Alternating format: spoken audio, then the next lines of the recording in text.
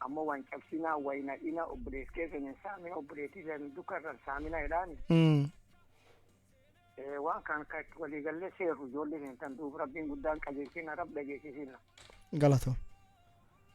Ayyee dhageette galatoom bakka oomishanti fudhate dhibbi koofi bidu sadii keessa na waliin jiraate durmaatti deeme na waliin jiraadhe akkasuma durmaatti deeme na waliin turu jedhatiin qoomishanti fudhate jalqaba keessa na waliin jiraate sunitti ittiin gamina atillee bagaa keessa na waliin jiraate durmaatti deeme na waliin jiraadhe akkasuma durmaatti deeme na waliin turu jedha tanaaf harma kanatti irsii baay'ee dandeettiin waliin dhageeffan keenya keessatti nama agafuriitti lubbuu dhabeettiin jedhe nama 30 madaa'ee nama 348 sirkaalee harkeen kee jira jechuu jirlaayyuu qaqqabne tulleen egeree waan harma kanatti irsii baay'ee gursi buusee irra fagaatee sin jedha warri akka Kipchumba Murkoomeen maal jedha akkana keessa tokko hayyuu irra dubbateettiin jedhu waan hiriir bal'in guyyaarraa inni irra dubbateettiin jedhu warqeen kaayyuu siyaasaa hawaan kan itti qopheessitanii harki keessan keessa jira taate nulleen bal'inaan akka dandeenyettiin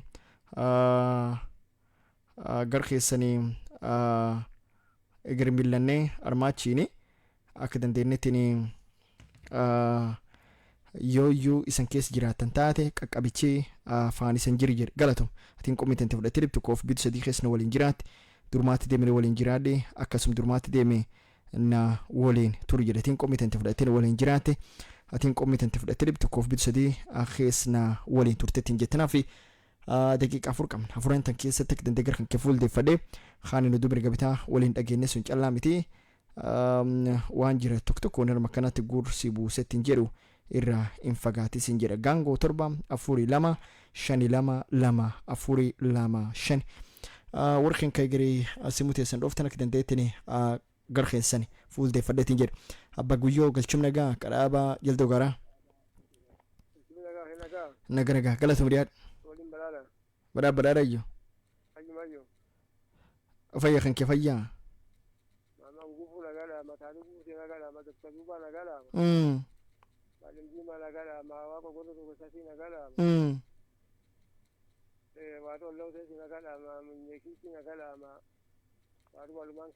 ayye india ayye maantamtu ayye waytamtu jedha ayye waanamtu garee yogama khitaate garin qajeelfad galata bakka oomishanti fudhattee dhibtu koofi bidu sadii keessna walii jiraate tanaaf durmaa deemne waliin jiraadhe atiin qomitante fudhattee simuu tante dhoofte hagar simuu si jalan fuudhiin akka dandee gara kan kee milleedhetiin jedhu galchumna gaa yaa galchumna gaa naganagaa qonqol fudhadha abbaa diimoo bara tole qonqoma qallifatire agarra diqqoo qonqol sirra qallatte ayye mee network inni qonqoo akka tasol fudhadha akka nan booshee asheeti nyaate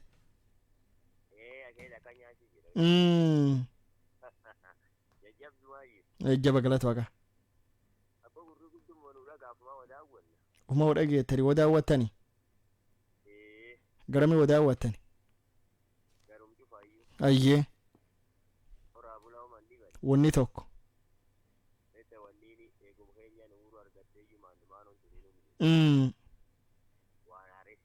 ayyee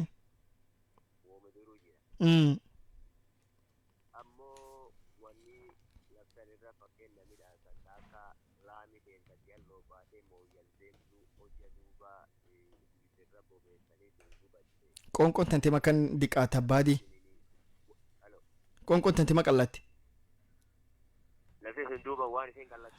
ayye mi'a furdifte furdisa ayye akkas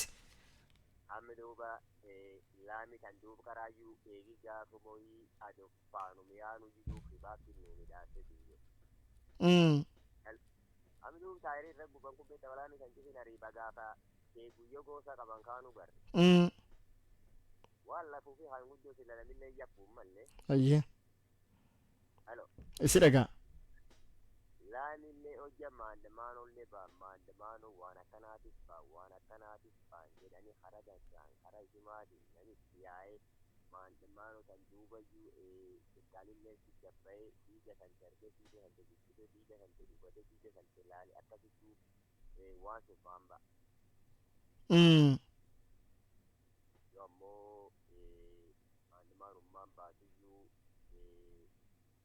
illee badee yookaan tokkoon gurguramtu baddee laamiin kalee midhaasa namni irra bobeessanii baddee jettee atillee namuma fakkeenya argaa kanaati namuma argaa kana hojii wanni kun akkam baddee wanni kun asaarum dhibee maalum kaawwanti gana nyaatu baadhaa illee. Ayyee. Waan faayidaa hin qabne.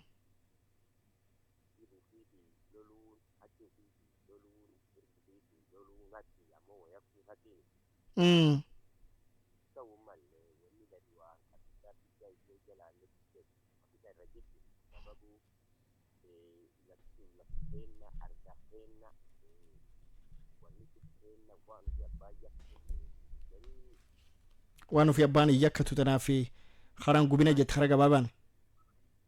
Hara gabaabaa waan laanii galatama. Ayyee.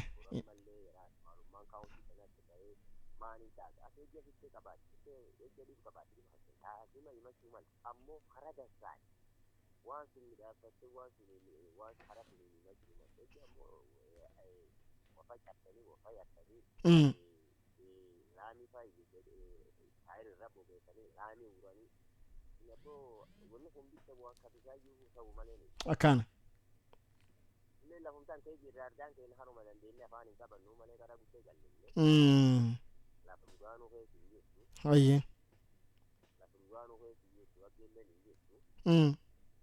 Kanaaf guddee jallisnee malee wanni kun duuba yoo dubbannullee duuba nu dubbanne sallee namni gadi darfaa se'a.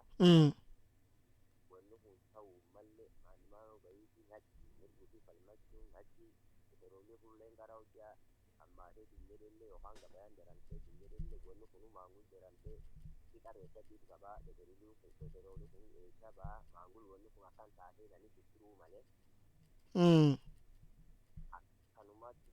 Waan kanatti ta'uu malee yoo waan wanni sun ta'uu maltee sun mirga kan ta'eef haraatti ammoo ija waan qaar midhaasanii bira dabranii ija balleessuuf midhaasisu wanni sun waan akkam gaa jajjabdu akkari isaana nani tutturuu mal waan irra badee ijatteetti faan deemuu jette firii fakkii asii baadha ammoo sabab midhaasanii bira dabranuu balleessuuf wanni akka barbaaduma waa balleessu wa midhaaffanni irraatti waan qarqabnullee hojja balleessin jajjabdu jette. Atamu waan bade barbaadarra waan qarlafsiiraatu balleessuuf asaaraa jedha. Akkana. Sagaleen isaana waan sinabboo namni kaan qabu. Galatam. Hin dhageette waan qarqabnu balleessuu hin qabnu karaa gubuu hin qabnu jedhaa hin dhageette galatomatiin qomitanti fudhattina waliin jiraatte simuu meeshoo fuudhee oduu bira gabataa waliin dhageeffan dabba qadhaaba. Naganagaa. Yabbana lewa gurra waliin tammalee nu wadagenna. Isqoonqoo xiqqoo qaqqabate jajjabdu. Indofate. Ollumootee kan jiraatullee ittiin beeka. Waan namni dubbasila namni dhaga'uu malee. Akkan dhugaa. Maandamaanoo yoo ba'anii hara qarqabnu gumnee balleessuu hin qabnu jedhu waan dhibii barbaadanna jennee. Dubbiin dhugaa sun duuba. Haraallee akka itti baanillee beennaa jedha. Tanar kungeeyyu. Yoo akkana dhuga gurraan naa hime.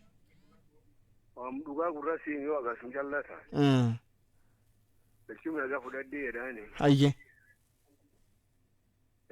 Nama akkuma hamaan guufuu fa'aa jiru galchumii nagaa jedha.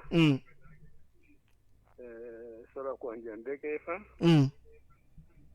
Baadaan fa'aa. Daldalaa fa'aa warra kan jiru galchumii nagaa jedha. Ayyee. Dakari faju fangalchimi nagaa jedha. Mamashummaa faa dabarraa koo warra kan fangalchimi nagaa jedha. Wanni muhimuuni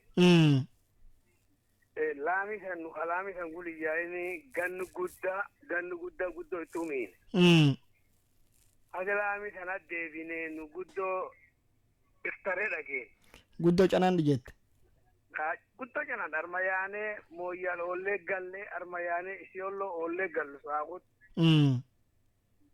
Akkumalee guddoo irraa gamman. Ayyee.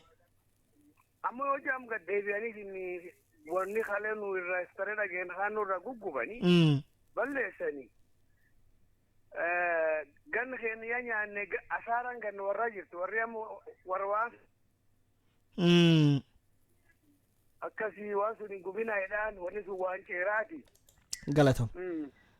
Ayyee hin dhageette bakka qommitanti fudhattee dhibbi tokkoof bit sadii keessna waliin jiraate madu mirga bitaa waliin dhageeffan hatiin qommitanti fudhattee galchuu har'a keessna waliin jiraatu egeree harma kanaa simuu tanti dhooftee simuu si jalaan fuudhini agi dandee gara kakkee fuuldeeffadhu irraan fagaatee sin jedhe gaangoo 7 4 2 5 2 2 4 2 5 hara suniin dandeettee na argata egeree harma kanaa tattaabbetanti xaaftee si ilaalini akka dandee gara kakkee fuuldeeffadheetin jedhu irraan fagaatee sin jedha egeree SMS tanti xaafatee sille sin dubbisin akka dandee gara kankee fuuldeeffadheetin jedhu warqeen karaa yoomilladheetin jedhe feesbuukiitiin na caqaftan isanillee galatooma jedha akka dandee gara warraallee koomentii warraa ilaalee fi haadhini warraallee dubbisuu fi danda'u gaangoo 7 4 2 5 2 2 4 2 5 makkan jedhe akka dandee nuti mirga bitaa waliin dhageeffan.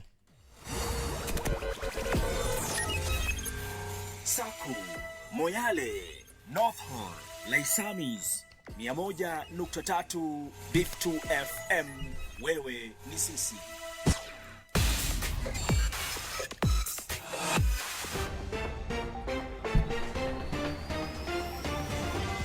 Kutoka jimbo la Marsabit hadi ngazi za kitaifa. Mwingine huko ako na shamba, hana 1 bush ya kahawa, hana 1 bush ya chai, hana kuku, hana sijui ng'ombe, hata hana kondoo. Is growing nothing. Huyo mtu ule Kachieta, Uhuru alimpeleka kotini kwa sababu ya kuiba mali ya wananchi. Nikampatia nafasi, akaenda akakuwa mwizi ya mambo ya kahawa, akaenda kuungana na cartel. Akaenda huko ati anapigana na pombe, akakuwa extortionist kwa wale wafanyabiashara. Akatoka hapo akaenda akaiba mali ya ndugu yake. Bibi ya ndugu yake wanahangaika, watoto wa ndugu yake wanahangaika, na yeye anajaribu kutumia kifua to intimidate them. Ameenda mpaka akaua wasichana, alafu anataka kutuambia ataongoza Kenya. Mtu kumbavu kama yeye anaweza kuongoza taifa ya nani? Na pia kimataifa, taarifa za kina na kwa ufasaha, pasi na kuegemea upande wowote. Hii ni miale ya Bif2 Radio.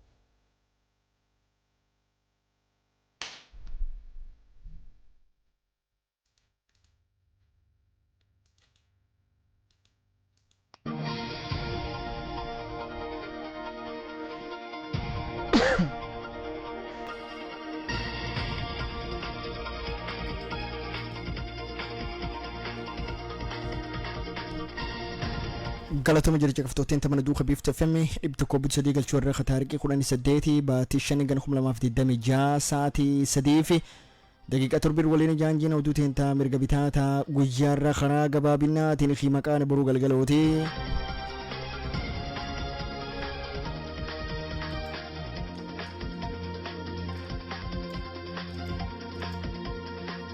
Kauntiin teenta Marsabit keessa tokko guyyaarraa guddoo hiriir bayeettiin jedhe jaree akhaayima guddoorra dubbateettiin jedhe waan ibaa gatii petroola kan itti daranittiin jedhani meeshaan warra laayyuun duraan maata warri jedhu.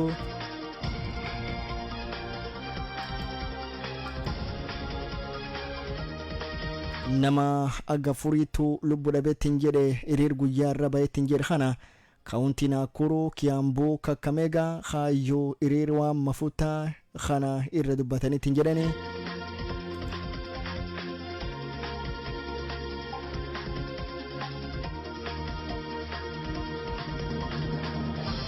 nama tokkotti arda Naakuruuti lubbu dhabeettiin jedhe Khani gaarii fi qabeenyi isaallee saamataniittiin jedhan hiriir guyyaarraa arda Naakuru.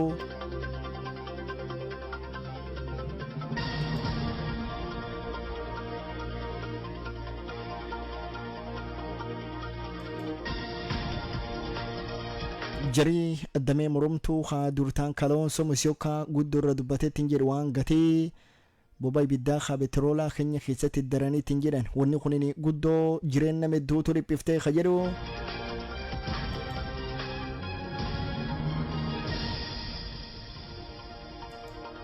Fred Matiangini warri keenka keenya Itoophiyaa qabaa jechuu jira armaachiin akka gatiin petroola ammallee itti daramtuu hajiru.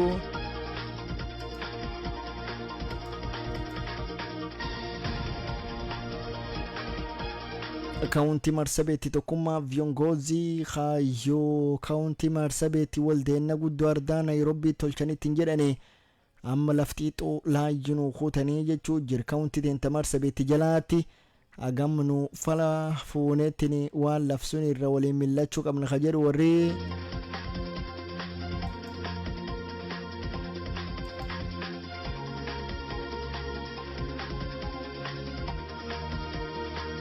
waldeenna sun keessatti waliigaliin warri walti murateetti hin jedhe agisirkaalee fulaa dhibee barbaadu ammoo fulaan xiixuu kaayyamma mani tijaaran sunini laf kaunti Marsabit keessa jirti ka jedhe diiduu waliraso khaanini ammallee yoo jaarisi sun taa'ellee agdandaanii irra wal gaafatanii fulaa tijaaruu malan ka jedhu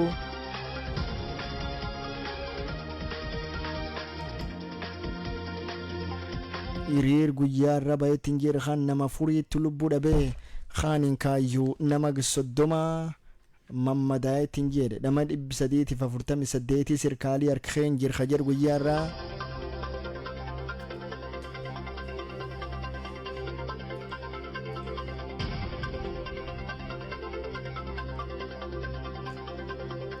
tanaaf tarbiillee gadhiyaan jedhu dutiin tamirga bitaata guyyaa irraa karaa bal'innaatiin xiyyaa maqaanii boruu galagalawaati. Hii ni miale ya Beef 2 FM. Yoo waliin jalqabadheetiin jedhe kaawuntiteen taa Marsabitee waliin millanneetiin jeen guyyaa irraa guddoo hiriiri baheetiin jedhe dira Marsabitee keessatti fulaa CBD tanaatti hiriir guddaa baheetiin jedhe jarii khaymaa kabooda booda khaanini jarii taksii hiriir kan keessatti wanni guddoo irra dubbataniitiin jedhani waan gatii petroola kaboba ibiddaa kawarri maqadha'u wanni kunini guddoo war dhiphiftee beeshara warra keessatti guddoo waan akka nu tolchee sirkaalii kawarri jedhu warri kun guyyaa irraa karra dubbateetiin jedhu fulaa kakaatti guddoo kara bobeessee warri kunini jidduu karaa mooyyalee Marsabitee agiselloo kara kan ka CBD jidduu Marsabitee keessatti guyyaa irraa dhaha naqaniitiin jedhan namu tokkolleen guyyaa irraa wal keessin baane marroo hiriir guyyaa kana warri beesharaalleen guyyaa irra duka warra hidhatee khaaninka namu tokkollee wal keessin baane tiagaasiin fulaa kakaati guddoo bobayeettiin jedhe warri kun ka guyyaa irra dubbateettiin jedhe eegii karaa kakaa karaa gubaniittiin jedhan akka wadeeman. Leo tumepata hasara kubwa sana. First of all, hii ni biashara ya mtu na imeharibiwa. Sisi wana biashara hatutaki hizi vitu. Kila mtu ako na haki yake ya kurepresentiwa na atume malalamishi yake. But talking about businesses, kila mtu ni mwana biashara. Sisi tunaongea na uchungu sana because today for the first time tunapata biashara kama hii imefungwa inafanywa repair. First of all, hakuna pesa ya repair, hakuna kitu hapa. So we as a business people we need to come together na tuongee hii story. Hawa watu wenye wanakuja kutuharibia hizi vitu ni watu tu tunaishi na hao hapa. We are very sad for that. Na hiyo vitu inahusu nini na mafuta? Inahusu nini na mafuta? Mafuta inahusu nini? Ndio nauliza juu sasa kila mtu Kenya ako na shida ya mafuta. Biashara kama hii inahusu na nini? Wewe unakuja unachukua mao unapiga biashara ya mtu kama hii. Hii inahusu na nini hapa? Sisi wote ni vijana na kila mtu anajitafutia. Kila mtu ako kutafuta riziki yake. Ile kitu hatutaki kuona ni mtu kushika kitu kama silaha ama kuvunja mali ya mwenzio. Mimi mwenyewe leo nilikuwa naandamania haki zangu kama Mkenya, kama yule mwingine. Mimi nikienda nichukue jukumu langu kuharibu biashara ya mtu inanisaidia na nini? So young people, let us be very careful. Ukienda unaingilia biashara ya mtu, kila mtu amefinyika sahi. Kila mtu ako kwa kona. So be very careful, wachaneni na biashara za watu. Kitu ya pili, security. Let us talk about security. We need adequate security. No, wale wahuni wenye wanakuja kuharibu biashara kama hizi. Some of them we already know them. Security fanye kazi yake, wale watu washikwe wapelekwe kotini mara moja. Tanafakkuri jedhuti beeshara kakka guyyaa irraa dirsaa keessatti cabsaniitiin jedhani wanni sun tokkollee waan gatii petroolatii walitti dhiyaatatiiniti jechuu jiran kanaaf akka warri jedhuutti agdandee sirkaalee jidduu seenee millachuu malee jechuu jiran warra keessumatu yaadii warra akka dukka biyya cabsanii kan cufa akka danda'anii millatanii warri keessumatu waan bigbiqii kaanin ka gaarii millateetti hin jedhu kaawuntii tentamar sabeetti keessatti armaachiin agirgatiin agdandeetteetti ol daramtuu jechuu jiran marroo gatiin beteroola tunin guddoo ol baateetti hin jeet jedhu kun ka booda ka guddoo qubitti qabeetti hin jedhu bulcha Keenyaa William Samoei Ruto aginni jidduu seenee waan qara gatii tan gabbuusuu qabuu jechuu jiran warri kunin irra dubbateetti hin jedhu waan gatii beteroola kan jedhu. Mimi Nura, pia mimi boda, mimi mtoto wa Marsabit na leo ishu yetu ni moja tu. Ishu yetu ni mafuta. Sisi kama boda, sisi kama vijana wa taxi, sisi kama vijana wa Uber, sisi tumesema mafuta ishuke. Historia one time na two time sisi tuko ndani. Saa hii ishu yetu ni moja na hiyo moja ni mafuta. Tunasema serikali ya William Samoei Ruto, His Excellency, bei ya mafuta ishuke. Juu mafuta ndio kila kitu. Leo hii chakula imepanda, leo hii mboga imepanda, mpaka ndizi imepanda, imagine. So sisi tunasema bei ya mafuta ishuke, historia one time na two time sisi tuko ndani kwa saa hii kichwa yetu ni ya mafuta na mafuta ishuke. Sisi pia tumesema na bado tumekaa kikao, nauli pia itapanda na 50%. Kama zamani ni 100, sasa ni 150. Kama zamani ni 200, sasa ni 250. Lakini ubaya watu wetu pia hawatufahamu, hawatu understand, lakini hatuna otherwise ni venye nchi iko, ni venye uchumi iko. So sisi tumesema kama mafuta imeshuka, pia sisi nauli itashuka. Kama mafuta yashuki, nauli pia itapanda na sisi pia tumesema hivyo. Tanafakuri jedhuutti fulaan ammattiin tan dura 50 deeman dhibba fulaan dhibbaan deeman dhibbaaf 50 jechuu jiran marroo fulaa kakkaati ammattiin tanaatti bobaan ibidda ka beetroolaa kun ol baay'eetti hin jedhu guddoo waan hedduu dhibeetti hin jedhu jarri kun ka booda ka wanti teenta Marsabeetti warri kun ka irra dubbateetti hin jedhe ammattiin tanaatti Keenya keessatti litaan tokko diisellee dir Marsabeetti keessa shilingi 256 khaanin ka seentii ag hudhanii afaanii qabu litaan tokko beetroolaa shilingi 226 ka cufaa seensullee seentii 50 afaanii qabu gatiin kun ka ol baateetti hin jettanaa fi ammattiin tanaa ag dandeettee gatiin booda ka taksii ka gaarii imaltuu akka kaalleen ol ba'uu dandeetu kaunti teenta Marsabit keessa ka jettu guyyaarraa. Hii ni miale ya Beef2 FM. Yoo sumbira miila buqqifadheettiin jedhe kaunti teenta Marsabit warri kun ka guyyaa irra dubbateettiin jedhu ammattiin tanaatti dir Marsabit keessatti guddoo dhibii akka guyyaa irra gad ba'eettiin jedhe khayriira kunini armaachiin agwoonni cuf daramtuu jechuu jiran faamiliin hedduun fulaa kakkaatti guddoo agabubuluu jirtuu jechuu jiran marroo gatii beetroolaa tanaaf hawwanni hedduun armaachiin namni danda'ee bitachuu hin dandeen marroo gatii beetroolaa tanaaf warri karra dubbateettiin jedhe hiriir guyyaa irraa kan jedhe. Kwa majina naitwa Yusuf Wario, ni mtegemeaji wa mafuta. Sisi tumeathirika pakubwa kwa hii maneno ya mafuta kwa ajili tunategemea kwa mazao, kwa sababu kila mtu sasa ukienda kutafuta saizi upati kama zamani. Hii mafuta imetua affect, kama tulikuwa tunapata kiwango ya 500 saizi tunapata 200. Na wananchi hawawezi kubali ukiwaongezea pesa kwa sababu gharama ya maisha iko juu. Na sisi tunaomba hii serikali ya Uhuru Ruto ishukishe mafuta kwa sababu ilisema serikali ni ya vijana ya bodaboda na mama mboga. Saa hizi wenye wanaumia ni vijana ya bodaboda na mama mboga. Sisi kwani hii nchi kama sio sisi tulijenga, nani ndo amejenga? Ruto kama sio sisi leo angekuwa president. Tutaenda wapi? Hata tumeathirika pakubwa, hata hatujui mahali tutaenda. Sasa hata tumekosa hope ya maisha, ni kugive up.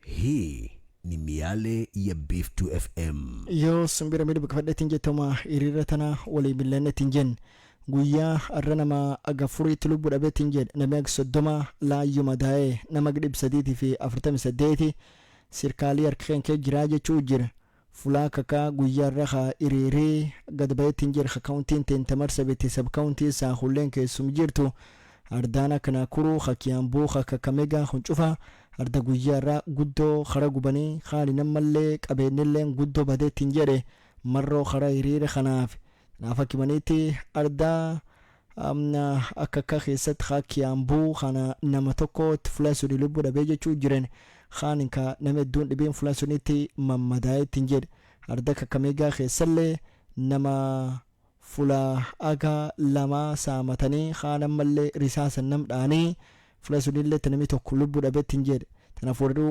wanni guddoo warri maqadhaettiin jedhu garaama jireen lubbuu nama haa wanni nyaatanii lafkeessin jir marroo gatii petroolaa kana maqadhaettiin jedhe dinarda naakuruu kan keessallee tanam tokkotti lubbuu dhabee haa warri jedhuutti wanni hiriiree kun gad ba'ee fi marroo armaan duraatti bulchaan keenya guddoon sobee jechuu jiran nam kan karmaan duraatti bootommaap jedhe wanni bootommaapii sun hin taane keenya keessattuu guddoo nama kun nu dhiphisee ammallee nuti balleessa guddoo nutti hojjete warri kun ka khaymaa ka guyyaarraa ka booda ka taksii kaan ka gaarii ka hiriir guyyaarraa bayeettiin jedhu marroo gatii petroolaatiif ka dubbata kan jedhe. We Kenyans, we are fed up with him. We Kenyans, we are tired of him. Alituambia kwamba anataka kwa Kenya ukuwe na bottom up. Kumbe kumaanisha bottom up yake ilikuwa ageuze wa Kenya vichwa vikue chini, mifuko ibaki tupu. Saizi wa Kenya mafuta tunaumia zaidi pakubwa zaidi. Tena mafuta nitoke Rongai hadi Tao na Sombi. Aje.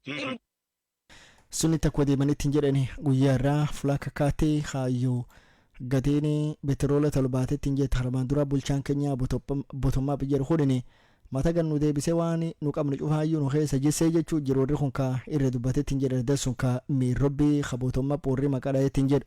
Hii ni miale ya Beeftu FM.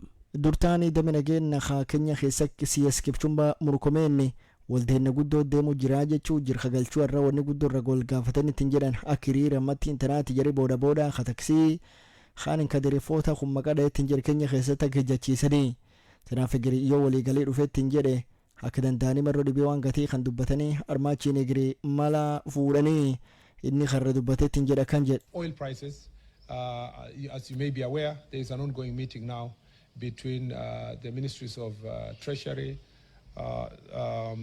transport and energy with the stakeholders, the transport sector, and we expect that and believe that they will reach an amicable resolution on the protest itself and the way forward on the question of oil prices. But you know, nobody is a visitor in Jerusalem. The world is such an open place. We all know why these prices are high, and I appreciate Kenyans who are going about this issue peacefully. We understand the impact, not just on the economy generally, but also directly household income. And we sympathize with the situation. You know that the government already subsidized, reduced fast taxes, and then used the oil subsidy to try to contain the escalation of prices. And I believe that anything that can be done will be done to ensure that we protect our country. Tanafakkini jedhuuti waan fala cufuunee akka dandeenyettini hiriir warri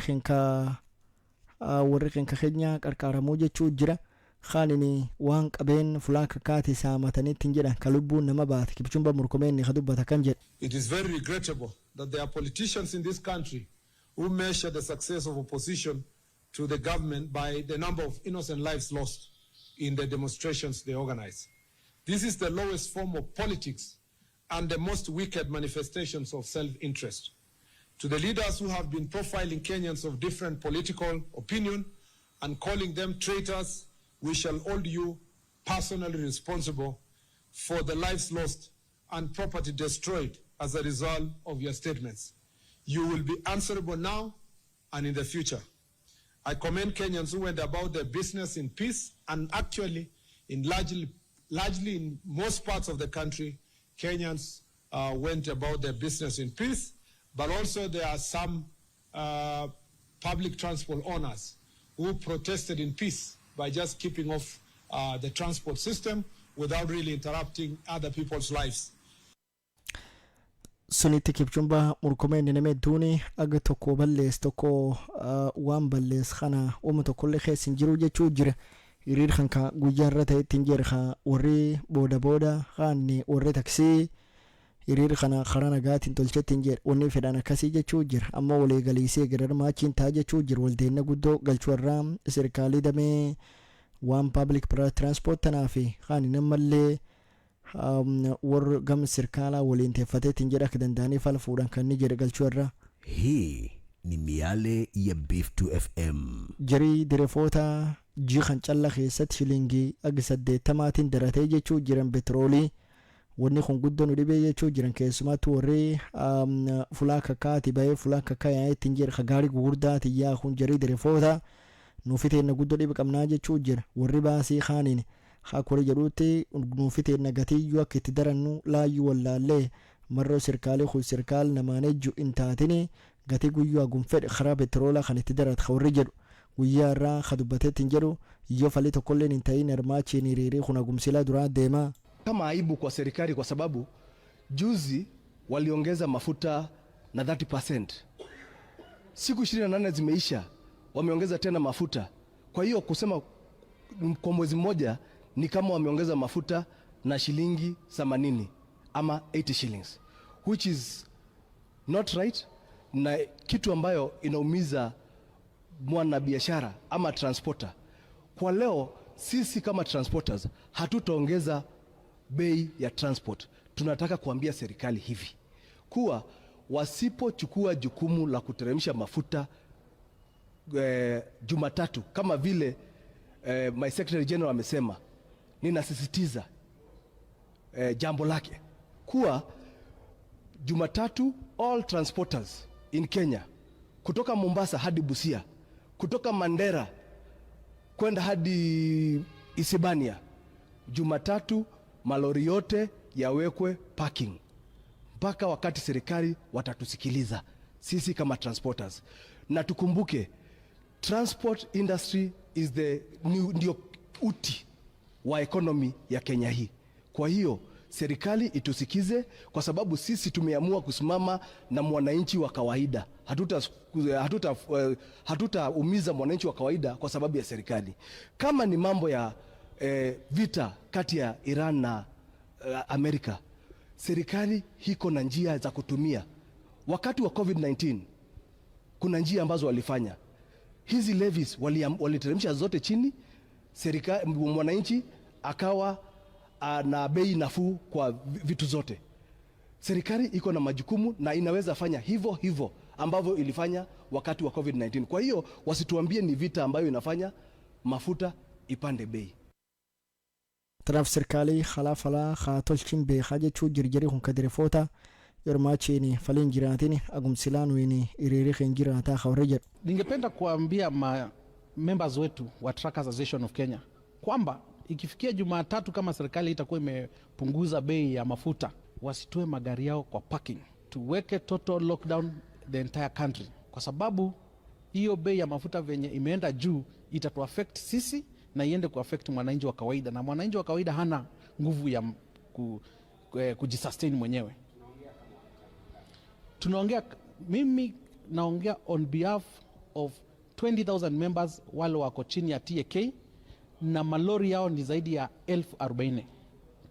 Wote nimewaambia wasimamishe magari. Suniti akudeemanitiin jedhan jari kun ka direfoota ka guddoma qadhaetiin jir guyyaa irraati achi gaarii warraa fulaa jiruun baane marroo hiriira qaammatiin tanaatti sirka gam sirkaalaa guddoo warra caqasuu jiru murtee gergama sibaa taggatii petroolee irra bu'aniif taane warra kan nu beeksisan ka warri jedhu. Hii ni miale ya Beeftu FM.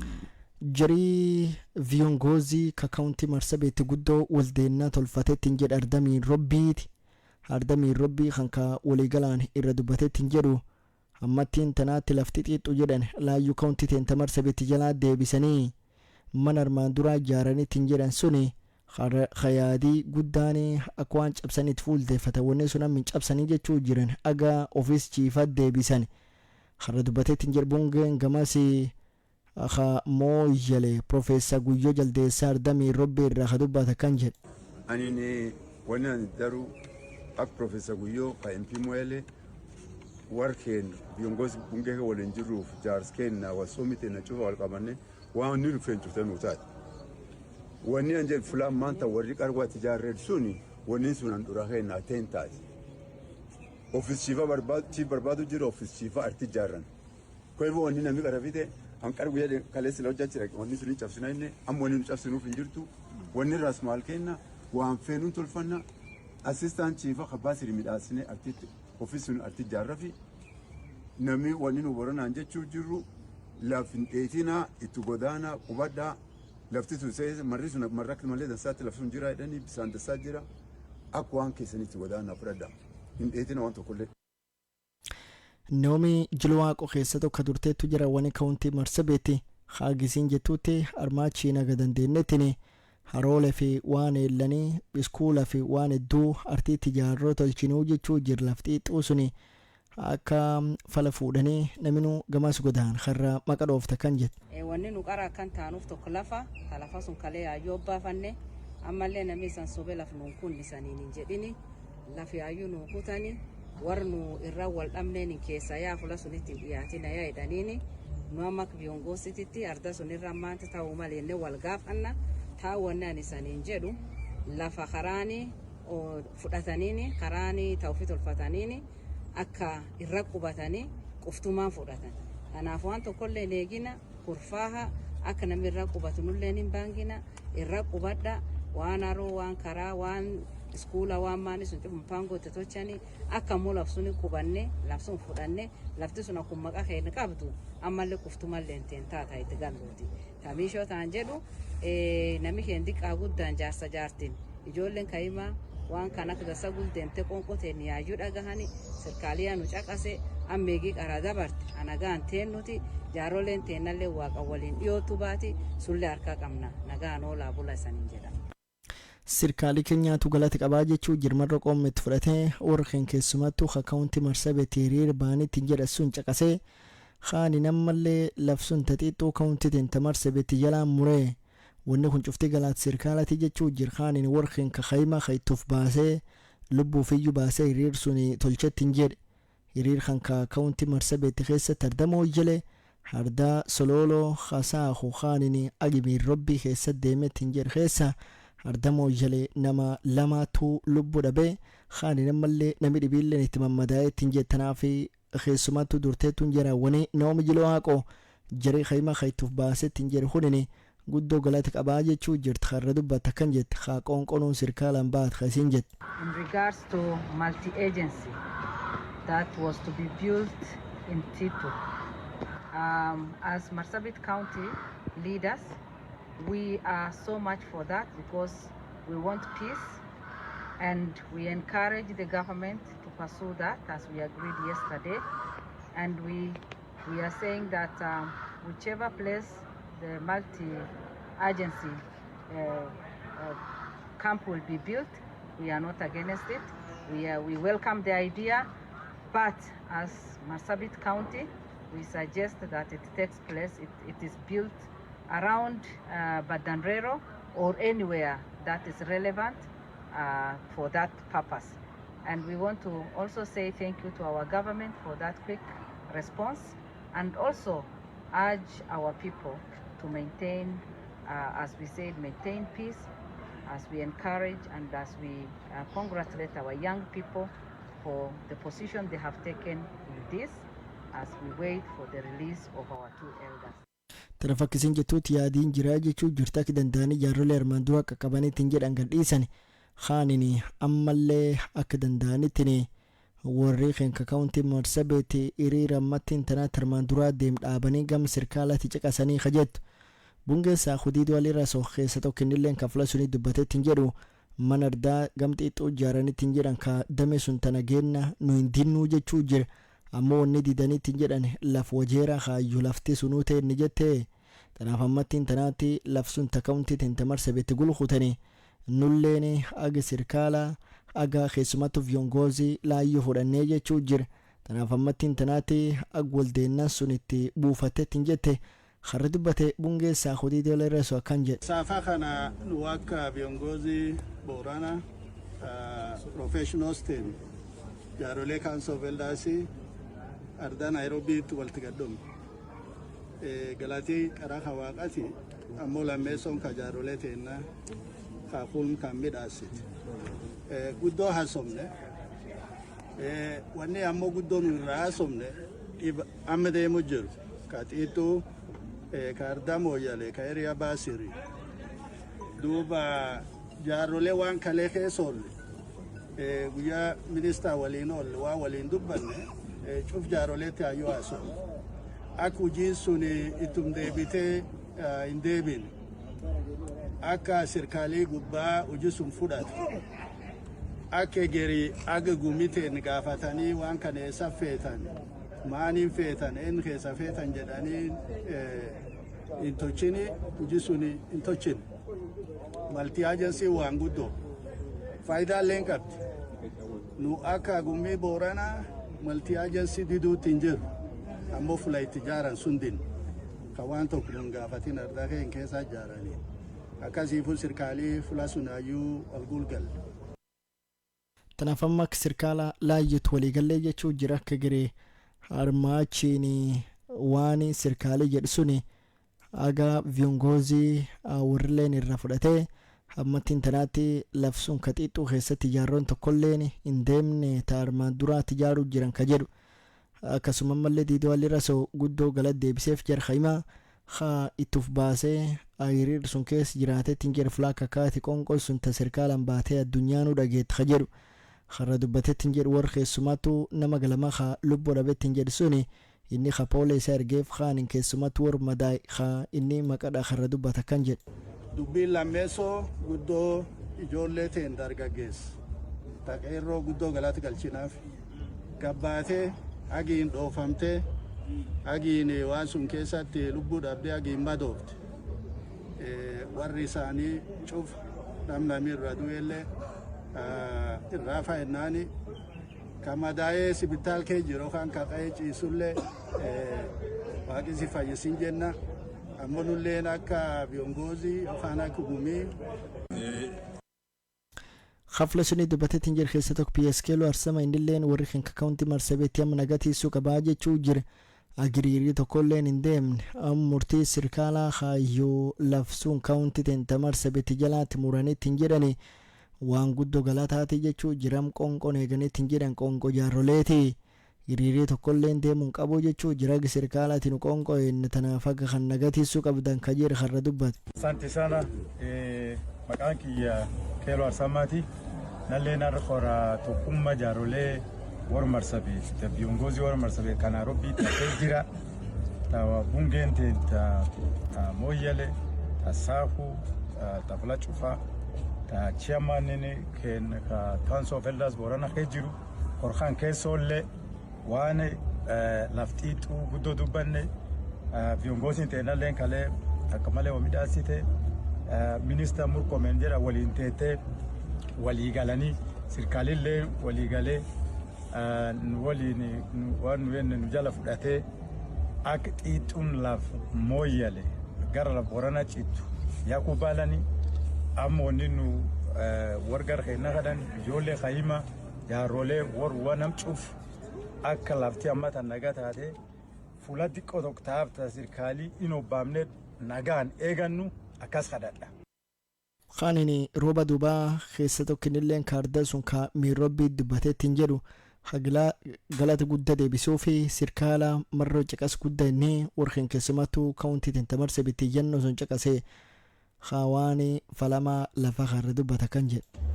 Dubbiin loohoyaati akka warri gargarii reedoo kee dubbata akka loohoyaati dhibaggan dhibgalee warri lafaa keessumaa Boorana gochi dhibillee walumaan jirti waliin jirti yamuufat aadaanii karaaniif yaa'i yoo namni wanni kun akkaanii aadaanii karaanii eede sirkaaliin namni iddoo nama itti waqa jechuun warra namti akkasuma wanni kun xiqqoo miil dhaabattu fuuldura keessattuu ammoo yaa fulaarga sirkaaliyaa viongoozii warra nu filan wartuma gubbaa jiru ya governor matta min argamu lille kejira khor khale ko gulin jitani lille khale kejira namnu kam cufadu kanu filanne duriya inne ya wali galan jalluta wanni sunarti jaramu malle gabe kun garmo yale sabama wanni suna buqatu ya ina tanu barbantan jarule nu raqa qabani ke ciftu gaddi mnamo wanni sirkalo tartib dikko tokka qabdi e gadda am adan nam gudda adan nam fayya wa kanama sirkala nafasu kinnani naga dikko qobanne e gachumal أنا فكني جدوتي ورخين كفيونغوزي كونتي تنتمرس بيتي ورير ما درات دبي والمرتي لني سياسة ورلا في الأبي قدوان لفخم فان بايجة تشوجر ورنخون شفتي وان قدنو قمة تشيسا أرماتشي ورخونا كنم تقوم وراك أباتي أغنو غرسيسوك أبوجة تشوجر خيسوما تروبا دوبا خر دوباتي تنجر كنجر ونام بويا خنو جارولي تينا فيونغوزي والغافتي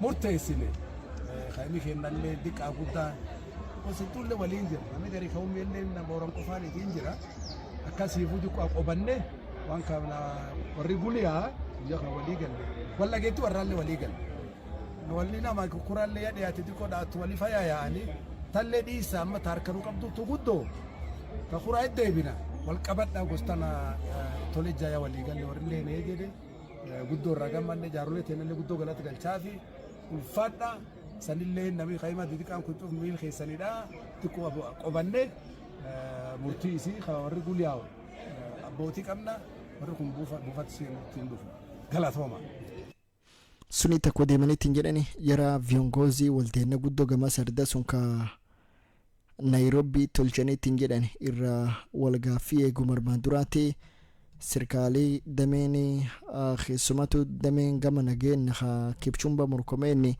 ولينتي فتتين جرواني جدو لفخا خيسماتو كونتي مرسبتي فخان كونتي وجيرة والتيني لفاني تنجرن تنافما والدينا سن كيستي لفتيت ايت اولا يو كونتي مرسبتي قلت اتاجة چو جرا جريخون كا فيونغوزي اغنو دندين نمتين تناتي توبسيني وان قد إسيچا جارولي ايغان تنافيريري تو كلين ديمون قبل خوجرو هاردا سن كا ميرو بيرا هي ni miale ya Beef 2 FM. Garaman petrola khafla kaka amatin tana tolubate tinjetunene nameddu tagabulu jiraje chu Jeffrey Matiangin wani wan kan chufnu ngaye tinjere wani sami chori khenka khenya kharam malini sama chu jirani inni kharradu bate tinjeru gatin petrola yo laba olbatelle agan chuf gayu malle inni kha makada tinjeru wan gati petrola kharradu batu Fred Matiangin kanjet who are now leading our country have made so many mistakes and they have mismanaged the country in such a manner as it would be unimaginable how we will not be in a crisis. Sasa, imefika hapo. Mahali tuko sasa. The country is at a standstill. Everywhere in the country is pain. Kila mahali unaenda. All of us, since this weekend, mimi mwenyewe, I traveled up country. Even my expenditure on fuel, together with my team, is 2 times what it has been. Already, that is a strain on my budget and the budget of those who are supporting our campaign. Can you imagine an ordinary mwananchi ambaye anapanda matatu, anaenda posho mill, anaenda shule, and so on and so forth.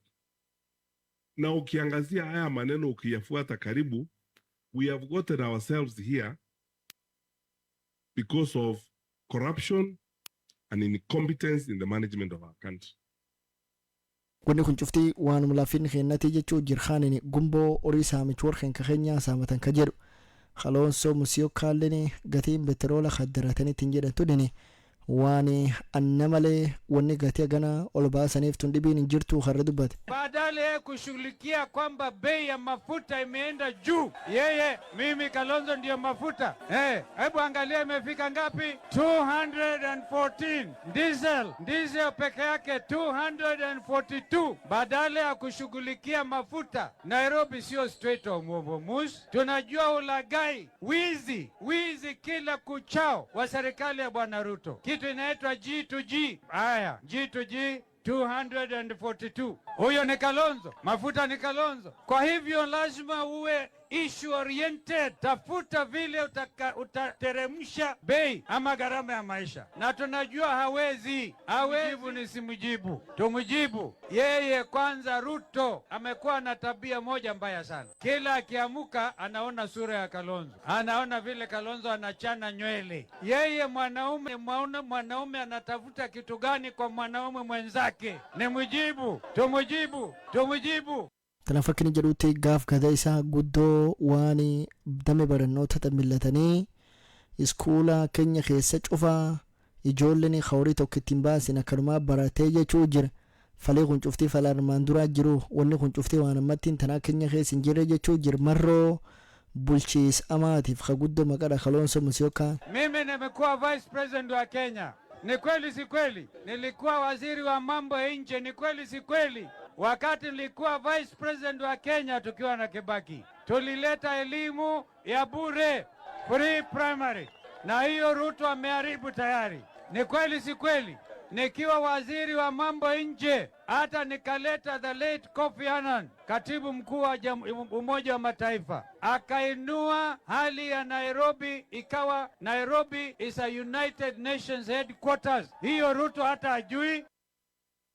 Warraq Fred Matiangii har'a dubbatee tinjoo kira keenya keessatti yoo akkanumiyaana ittiin jenne wanni hedduu gatiin ol baatii jechuu jira. Warri keenya harmaachiin garii dhibii guddaan dhaqamarroo gatii petroolaatiif kamaqadhaa kan jedhe. I think I'm one of the people in this country who have kept cautioning Kenyans that we are headed in the wrong direction, that our fellow citizens who are in government, because in Jubilee we try to be restrained and we try to be decent, our fellow citizens who are now leading our country have made so many mistakes and they have mismanaged the country in such a manner as it would be unimaginable how we will not be in a crisis. Sasa imefika hapo mahali tuko sasa. The country is at a standstill. Everywhere in the country is paying. Kila mahali unaenda.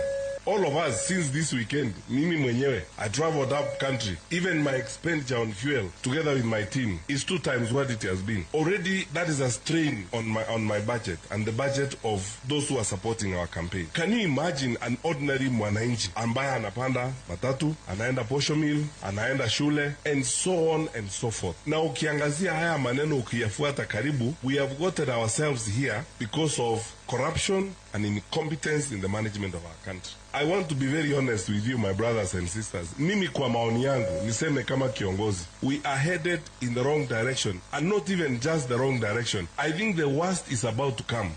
Brace yourselves, the worst is about to come. Hii ni miale ya Beef 2 FM. Itaananii bulcha keenya kidura kendeke guddarra dubbachuu jireeree fulaa kakaa baanitti jira haqabeen balleessanii karaa gubanitti hin jedhan kunini faloo muutuun qabuu jechuu jira.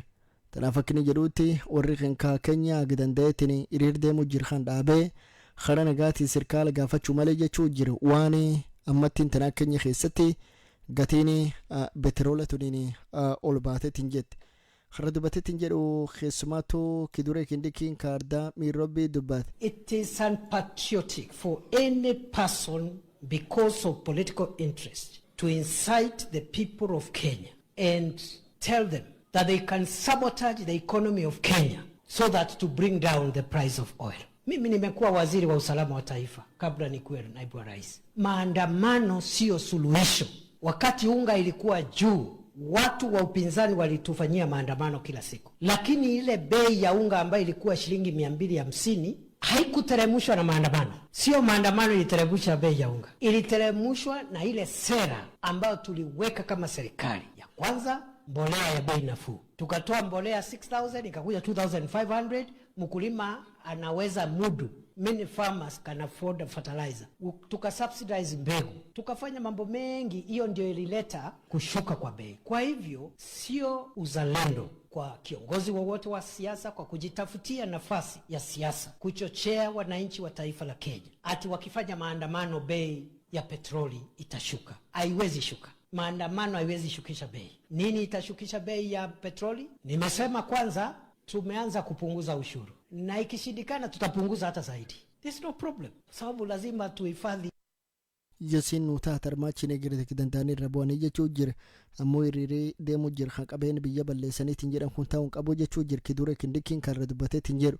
waldeena nama deemuu jirtu kaayyoo jidduu jara sirkaalatiif kaanin keessumatu waanii warra booda ka taksii kaanin ka derefoot cufaa agdandaanii fal fuudhanii jechuu jira karra dubbatu waan gatii petrola.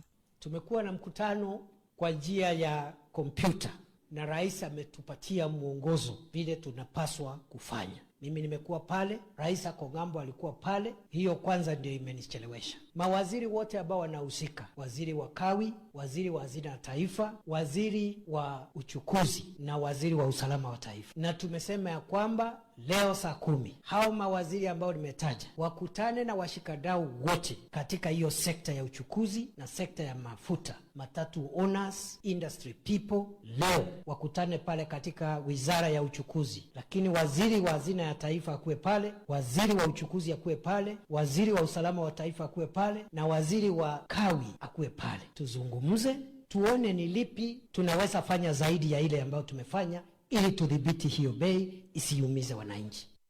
Waziri ni gamwani energy khanaopio wandanyi warrikin Kenya agdandeetini waan qaraa nagabu suuq abuu jechuu jira bein petrola kholbaateetiin jettuun addunyaa qof harka qabdi jechuu jira.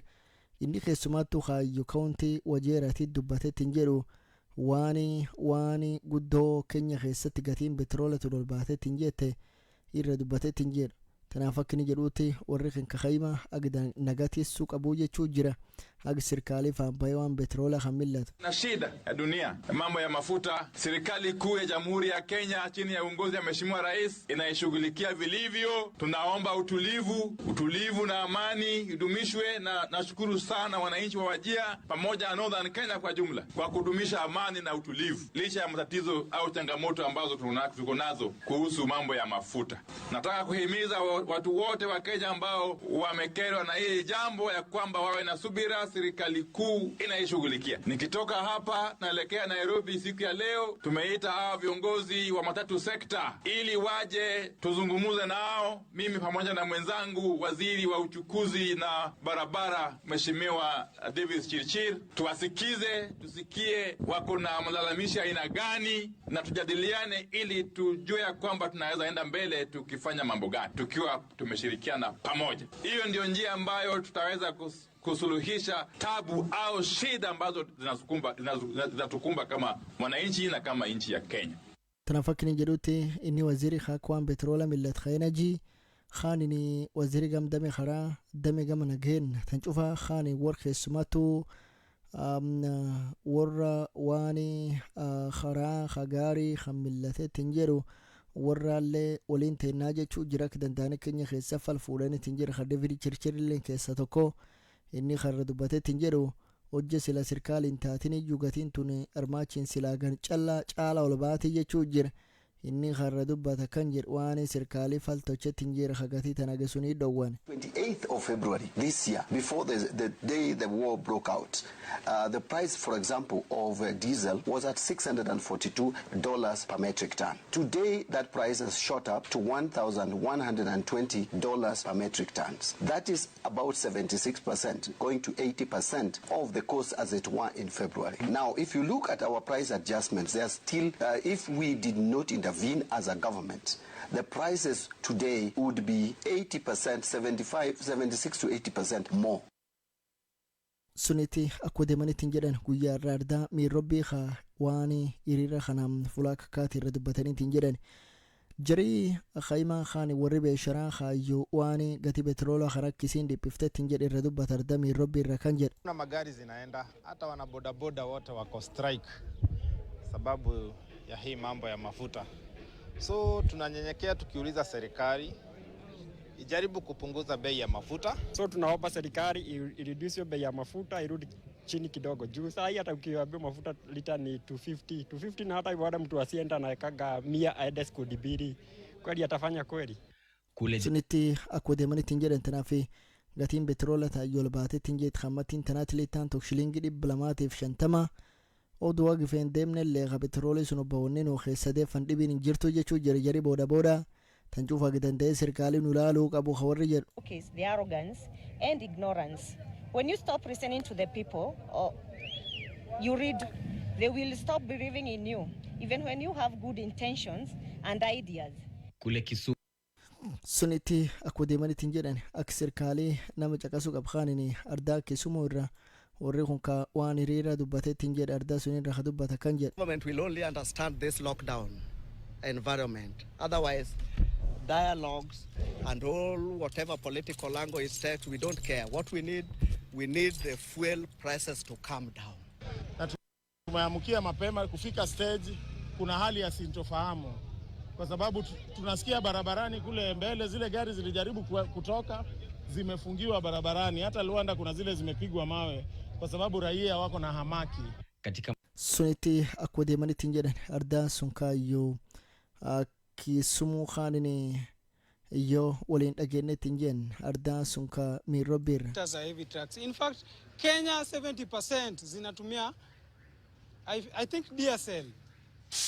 Na sasa hiyo DSL ndo hatuwezi pata rahisi. Kule suniti akku deemanitiin jedhan ardaa khanin ka Kiamburra warri ka dubbatu akan jedha. Iwezekanavyo kabla haya mambo hayajazaa mambo mengine mabaya zaidi. Na hatimaye suniti arda khesumatu Kiambu hayo warri kun guddoo irra dubbateettiin jedhe wani gati kanka petrola irra. Omba tu serikali ihurumie kwa Kenya mafuta iweze kushuka. Juu ukiendelea magari zingine ni za RONS. So wengine hatutaweza kulipa. Suniti akku deemanitiin jedhan Kenya keessatti waan gatii petrola kanka fulaka kaati ol baay'atiin jedha hammatiin tanaatti wanni kun guddoo dhiphifti kajedhi jidduu keessumatti waan beeshiraa warri kun maqaa dhaatiin jedhu fulaka akka Kenya keessatti ha guyyaarra hirba kan keessatti nama 4 lubbuu dhabee nama 30 madaa'ee kan nama 300 fi 48 sirkaalee fulaka kaati qabeettiin jedhu Kenya keessatti ha kaawuntiin tintamarse bitilleen keessum jirtu ardasaa hiriira guyyaarra baay'atiin jedha waan gati bobai bidda. Hii ni miale ya Beef 2 FM. Galatom hatiin qommiten tafudhatti dhibtu kobbit sadii keessna waliin jiraate ardaa keessumatu Isiyolloo keessatti akka deemanii kana.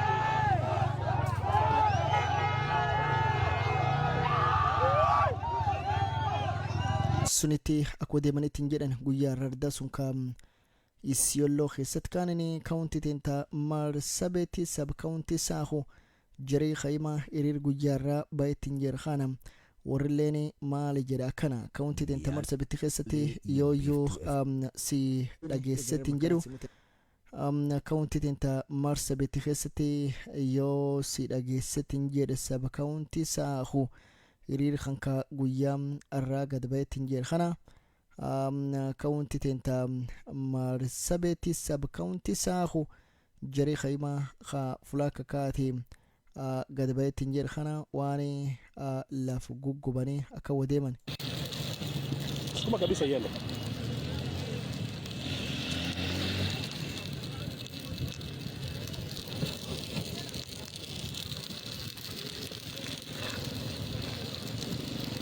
Sunita ka karaa guggubanitiin jedhan kaawuntii teentaa Marsabit hajari kun ka keessumatu jidduu CBD ta Marsabit saahu akka wagoggubanii kaanini jari khayma gad baay'atiin jedha.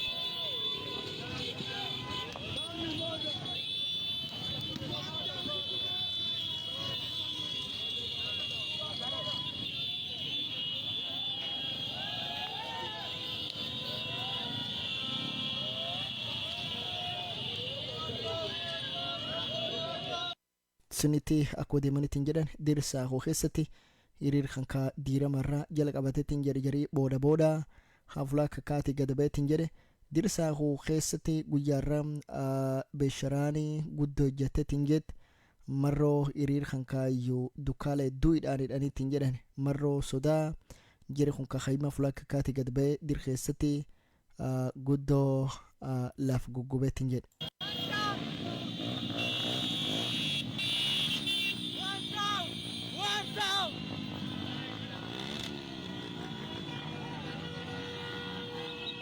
sunitti akka deemanitti jedhan dira saakuu keessatti guyyaa irraa hiriir fulaa kakkaate mul'atetti jedhamarroo gatii boba ibiddaatii fi kaawuntiin tente marsabittillee keessum jirti.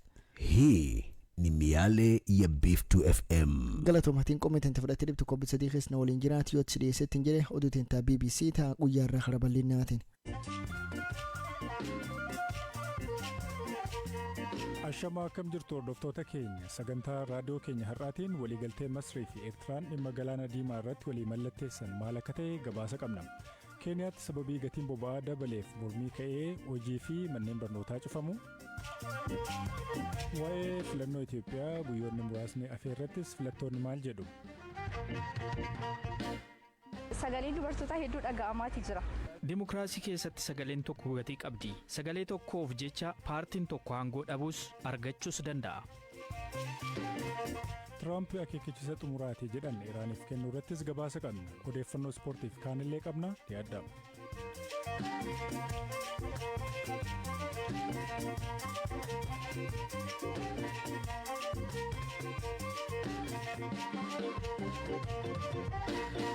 Masrii fi Eertiraan tibbana dhimma galaana diimaa irratti tumsa waloo mallatteessan. Waliigalteen biyyoonni kun mallatteessan maali? Maal fa'aa of keessaa qaba? Darajjii gonfaamu.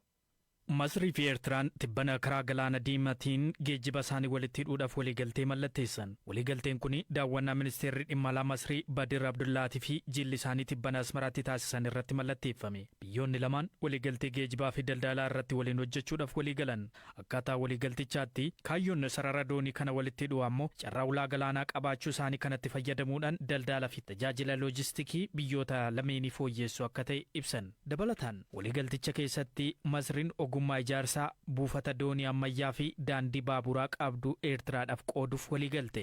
Jila kana waliin abbootiin qabeenyaa Masri kan imalan yoo ta'u Eertiraa keessatti maal irratti hojjechuu akka danda'an irratti mariin gaggeeffameera. Biyyoonni lamaan buufata doonii galaana diimaa irraa qaban walitti hidhuu qofa osoo hin taane nageenya isaa irrattis kan mari'atan. Ministeerri dhimma alaa Masrii Badir Abdullaatiin biyyi kamiyyuu kan galaana daangessan nageenya qarqara isaanii kabachiisuuf itti gaafatamummaa qabu jedhan. Nageenya qarqara galaana diimaa kabachiisuuf biyyi alaa biraan keessatti hirmaachuu hin qabdus jedhu. Qondaalli Masrii kun biyya kam jechuu akka barbaadan maqaa dha'uu baatanis ulaa galaanaa argachuudhaaf biyyi irra deddeebiin gaaffii dhiyeessaa turte Itoophiyaadha. Mootummaan Masrii yeroo waliigaltee kana mallatteessu walabummaa Eertiraa akka deeggaru ibseera. Biyyoota gaanfa Afrikaa keessattis tasgabbiin akka bu'u dhaameera. Mootummaan Eertiraa hariiroo yeroo dheeraa Masrii waliin qaban ibsuun deeggarsa taasisaniif dinqisiifachuutu gabaafame. Dhimma siyaasaa fi dinagdee biyyoota lamaan fayyadan irratti qindoominaan hojjechuuf akka fedhii qabu mootummaan Eertiraas kan ibse. Masriin Eertiraa waliin hariiroo cimaa uumachuu kan jalqabde yeroo Eertiraan Itoophiyaa irraa fottoquuf qabsoo gaggeessaa turte irraa jalqabuuni. Hariiroon Masrii fi Eertiraa dhiyeenyaa ammoo akka malee dabaleera. Itoophiyaan ulaa galaanaa karaa nagaa Eertiraa irraa fayyadamuudhaaf gaaffii dhiyeessite deebii quubsaa akka hin arganne ibsaa turte. Itoophiyaan galaana diimaa irraa kiiloomeetira 60 caalu irratti kan argamtu yoo ta'u rakkoo nageenya galaana diimaa irratti muudachuu malu kamuu nageenya biyyaalessaa isheef yaaddoo ta'uu himti. Dhimma daldalaafis ta'e nageenya biyyaalessaa isheef Itoophiyaan biyyi uummata miiliyoona 120 ol qabdu ulaa galaanaa argachuu akka qabdu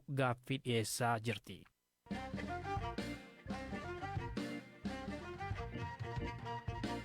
Konkolaachiftonni Keeniyaa daballii gatii boba'aa torban darbee mormuudhaan hojii waan dhaabaniif imaltoonnii fi hojiin daldalaa hedduun gufatee jira. Keeniyaatti gatiin peetirooleemii liitirri tokkittiin shilingii Keeniyaa 16 kan dabale yoo ta'u, kana jechuun immoo doolaara Ameerikaa 0.3 dabale jechuudha. Haaluma wal fakkaatuun gatiin beenzilaas liitira tokko shilingii Keeniyaa 46 yookiin immoo doolaara Ameerikaa 0.23 kan dabale. Dhimmi kun mormii jabaadha kan inni kaasee. Haala Naayiroobii fi magaalonni Keeniyaa kan keessa jiran nutti himuudhaaf miiltoon koo Aslii galgaloo toorarra jirti. Aslii Naayiroobii fi magaalonni Keeniyaa akkamitti oolan? Har'a jeequmsi cimaa keessa oole Naayiroobii fi magaalonni Keeniyaa hedduuni.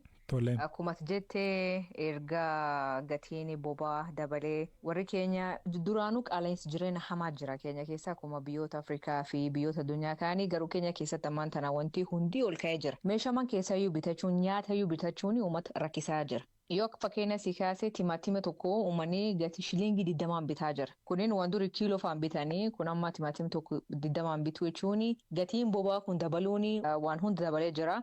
Garuu wanti hundi ka dabalu miindaan uummataa hin dabalu gibiri gadi hin bu'u.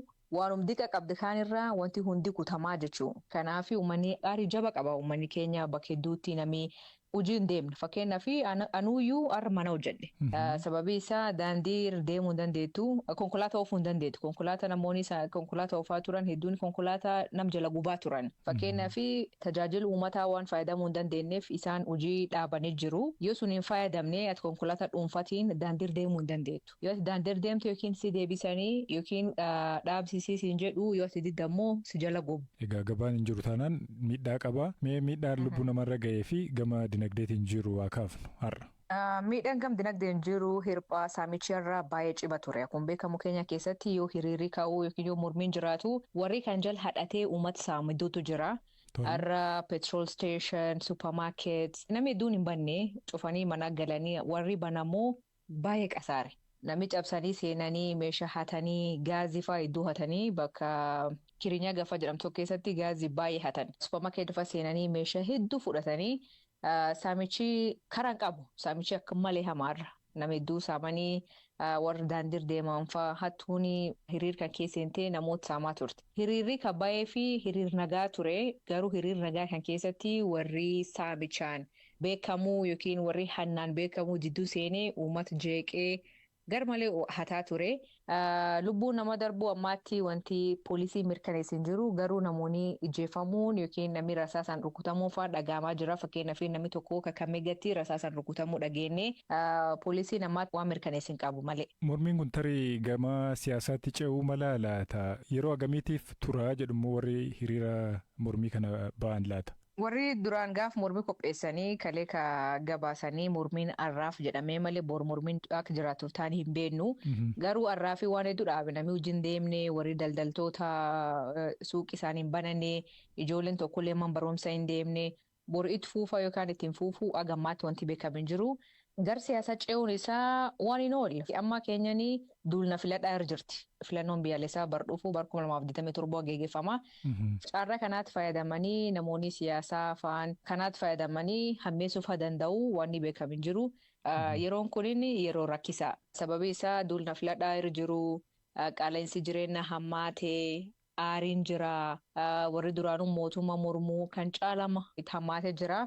Kanaafi dheerachuulee danda'a wanni beekamu hin jiru ammaatti. Gatiin boba'aa dabaluun sadarkaa idil addunyaatti sababii waraana ba'aa giddu galeessaatiin walqabatee biyyoota baay'ee keessatti waan mudateedha. Kan Keeniyaa maaltu adda taasisa?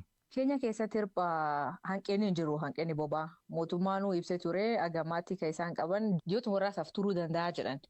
Kaaniin kan biraa ergannee dhufuu jira jedhan. Kanaafi sababiin ni garmalee akkas ol ka'uu fi hin jiru jedha uummanni. Mootummaan ammoo gama isaatiin boba'aan ol ka'uun sababa hanqina qofa osoo hin taane gibira hedduutu jira boba'aa. Fakkeenyaaf maallaqii karaan midhaasan yookiin daandiin suuphaniilee achum keessaa kutamaa. Gibirri boba'aa jiru baay'ee olaanaa. Yoo gabbuusaniif ta'anii hin beeknu garuu mootummaan har'a walgahii teennaa jedhee warra ministeera maallaqaa fi ministeera karaa fi warra waldaa konkolaachistoota yookiin waldaa geejjibaa waliin ta'anii dhib kana akkamiin akka furuu danda'anii mari'achuuf deemu. Mee amma yoonaatti mootummaan Keeniyaa hiriira gaggeeffamaa jiru lagannaa hojiitiin walqabatee waan ibsee qabaa? Amma yoonatti namni dubbatee ministeera maallaqaati inni akkuma reefu ibsee sabab gatii boba'aa ol ka'eef ibsee sabab inni gad buullee hin dandeenyeef ibsee yoo kan caal gabbuusne waan hedduu tammaataa fakkeenyaaf gibir daandiin suuphan yookiin karaa midhaasan yoo keessa baasne karaan deemaaf nama mijatu jedhe ture garuu ministeerii dhimkeessoo booda miidiyaaleef ibslaata. Hayyee asli galatoomii gaaffii koo xumuraatiin dhimmi kun mana murtiis qaqqabeeraa jedhanii namni tokko himannaa banuu dhageenye waa'ee sanaas nu kaase. Yaa dhugaa namni tokko mana murtii olaanaatti dhiyeessee ture.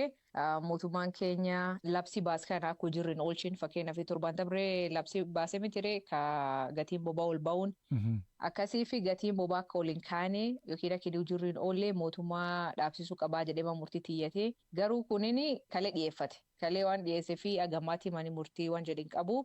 Sunillee hojiirra oolee jira. Kanaafuu dudduubatti deebisan malee hojiirra ooluu dhorkuun ammaatti hin jajjabaata. Yoo mootummaan yookiin manni murtii murteessee labsiin mootummaan dabarsuun yookiin murtoon mootummaan dabarsuun seeraan alaa jedhee dudduubatti deebis malee ammaatti waan ni dhaabame hin jiru. Asli galgaloo waa'ee hiriiraa fi akkasumas lagannaa hojii Keeniyaa keessatti adeemaa jiru hordoftee odeeffannoo dhaggeeffattoota keenya biraan geesseef guddaa galatoome. Galatoome hirba.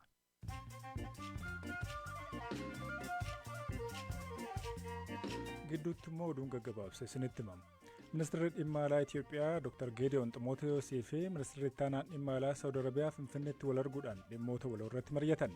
Ministeeronni lachuu dhimmoota waloo biyyoota lamaanii fi fedhii waloo naannichaa keessatti qaban irratti mari'achuu Ministeerri dhimma alaa Itoophiyaa fuula marsariitii isaa irratti beeksiseera. Dabalataan aangawoonni kunneen dhimmoota siyaasaa fi nageenyaatiin alattis hariiroo biyyoota lamaan gidduu jiru irratti akkasumas humna namaa bobbaasuu seera qabeessa ta'e irratti mari'achuun isaanii ibsameera. Weerarri dhibee Iboolaa Rippaabilika Dimokiraatawaa Koongoo keessatti ka'e hordofee yoo xiqqaate lammiileen Ameerikaa 6 vaayirasichaaf saaxilaman.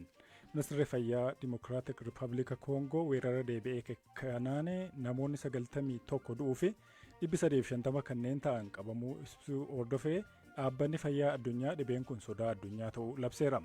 Lammiin Ameerikaa tokko mallattoo dhibee kanaas mul'isuun ibsameera. Mariin nagaa Ameerikaa fi Iraan gidduutti gaggeeffamaa jiru bu'aa malee rarra'ee wayita jiru kanatti Paakistaan wixata har'aa karoora haaraa Iraan Ameerikaadhaaf dhiyeessite. Maddeen Rooyitersiif odeeffannoo kennan karoora kanaan garaagarummaan biyyoota lamaan gidduu jiru dhiphachuu akka danda'u gaafatamanii yeroon gabaabaadha jedhan. Dubbi himaa ministeera dhimma alaa Iraan Ismaa'il Baqaayii biyyi isaanii waa'ee yuuraaneemii gabbisuu irratti ejjennoo qabdurraa taakkuu tokkollee akka duubatti hin jenne wixataarraa ibsuun isaanii ni yaadatama. Oduun sa'aatii kanaaf qabanne kanuma.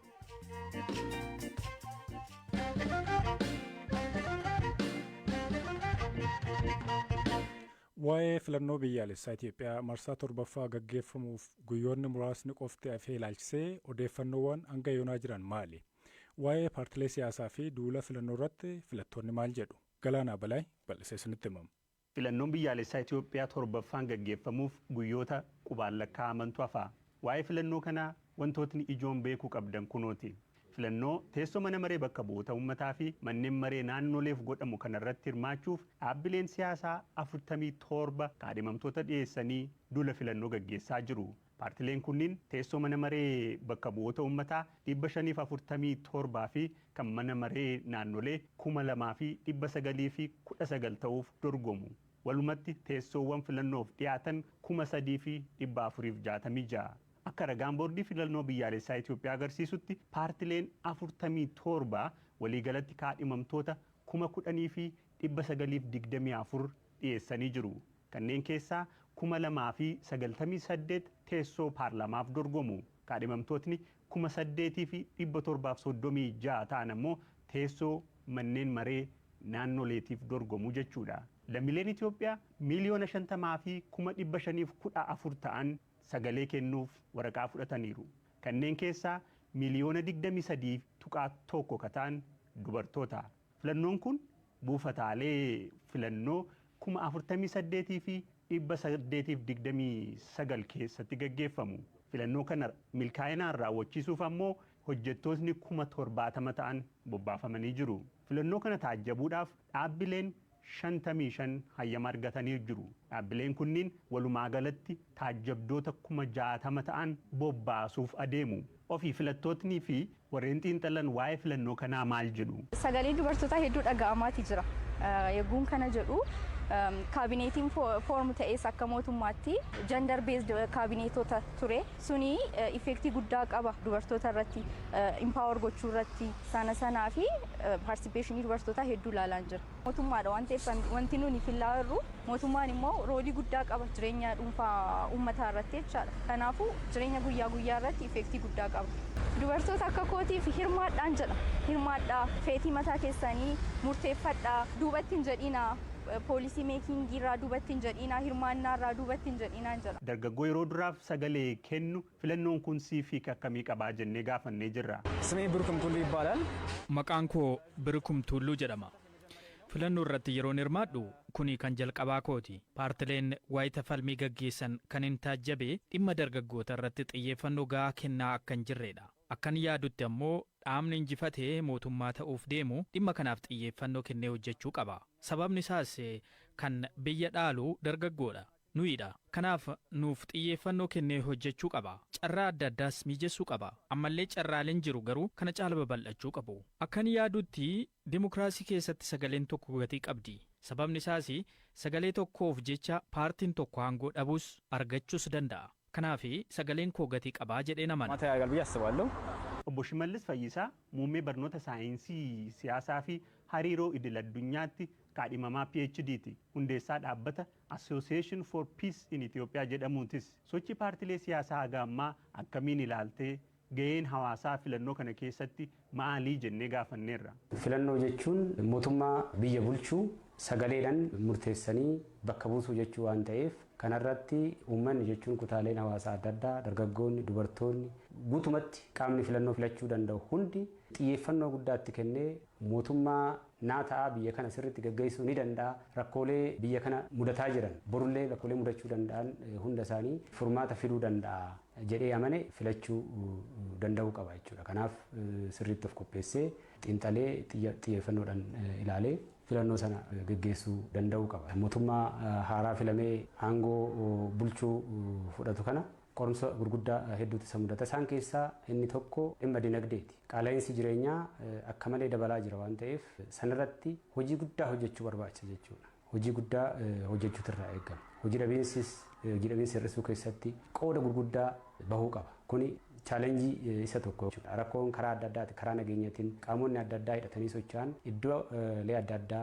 keessumaayyuu Tigraay keessatti Oromiyaa keessattis akkasumas naannoo Amaaraa keessatti waan jiraniif kuni rakkoolee gurguddaa ta'uu danda'u jechuudha mootummaa filamee dhufu. Kanaaf mootummaan haarofti filamee aangoo biyya kanaa qabachuuf dhufu rakkoolee kana ofirraa qolachuudhaaf yookiin immoo furmaata qopheessuudhaaf of qopheessuu danda'u qaba jechuudha.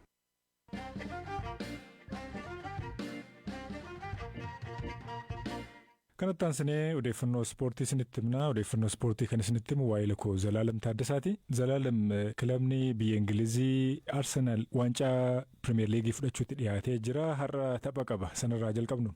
Hirphaa Pirimeer Liigiin Ingilizii xumuramuuf torbanoota muraasatu hafee jira. Torban tokko kan hin caalle jechuudha. Torban 37ffaan taphatameera irra caalaansa. Kilaboota muraasadha kan hin taphanne torban 37ffaa jechuudha. Torban 38ffaa irratti xumuramee shaampiyoonaan eenyu akka ta'e kan adda bahuun ta'a jechuudha. Arsenaalis obsa waggaa 22 booda shaampiyoonaa kan ta'u fakkaata. Kun immoo kilabichi waggoota 6 darban Mikel Arteta jalatti ijaarama erga ture. Taphattoota ciccimoo jedhaman erga mallatteessanii shaampiyoonaa kan isaan taasisuu danda'udha jedhanii kanneen xiinxalanis ni jiru. Manchester Cityin Chelsea wajjiniitiin taphatee waancaa FA Cup mo'atee jira. Bara kana waancaa 2 mo'ateera jechuudha. Kaaliin kaappii fi FA kaappii fudhatee jira. Kanaaf eeruu kan Ingilizii keessaa Pirimeer Liigii qofa jechuudha. Achi immoo Shaampiyoons Liigii Awuroopaati inni guddaan immoo. Arsenaal immoo hagammatti waancaa mo'atee hin qabu garuu Pirimeer Liigii bira ga'ee jira. Shaampiyoons Liigii xumuraaf darbee jira. Gaafa 30 PSG wajjiniitiin kan morkatu ni ta'a jechuudha. Har'a morkii jabaa tokko ni taasisa. Tapha PSG dursee shaampiyoonaa ta'uusaa mirkaneeffachuu barbaada jechuudha Arsenaal. Taphni har'aa kun birqabaan yoo ilaalle tapha baay'ee laafaadha. Arsenaaliif Barnelee wajjin taphata. Barnelee sadarkaa 19ffaarra kan inni jiru. Pirimeer Liigii keessaa kufuusaa mirkaneessee jira. Tarii har'a kan gufata yoo ta'e garuu qormaata biraa keessa galuu ni danda'u waanta ta'eef Arsenaal har'a akkuma tapha shaampiyoonaa qabuutti taphata.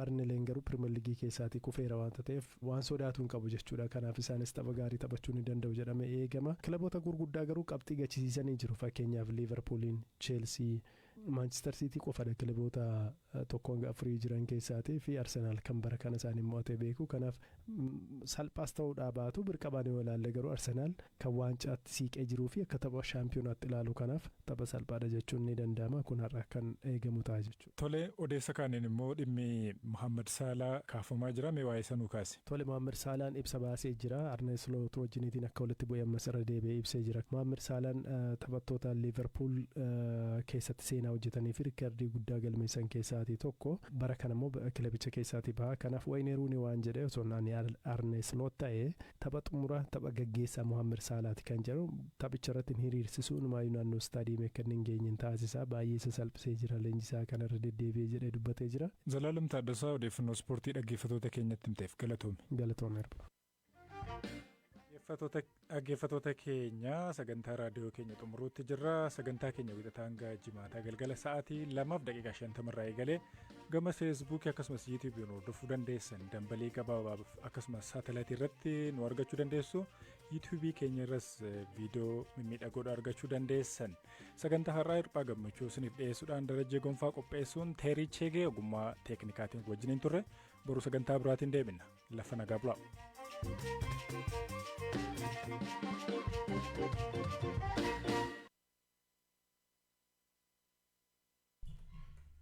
galatuma jirti qaftootiin tapana duuka biiftuu femi dhibba tokko bitsadii galchuu warra kataariqi 18 baatii 5 gara 2026 sa'aatii 4 daqiiqaa 19 roolee jaanjin sunitti qixxisuteen nutuuteen tabarga bitaata galchuu warra oduutan karaa bal'inaatiin namisii dhufeen aanaa boruu galgalawooti.